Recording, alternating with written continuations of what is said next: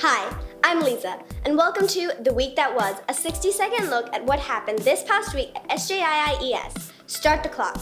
Monday started with our weekly morning whole school assembly.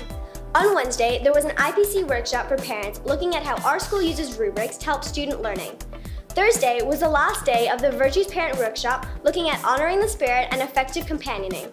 The grade 1s had their celebration of learning.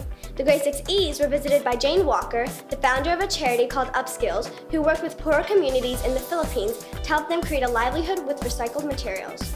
Our week ended with the grade 6A's celebration of learning, along with our Friday whole school assembly, which featured a reminder about our always amazing Christmas fair, as well as another wonderful ESTV episode of The Kidding Around Show.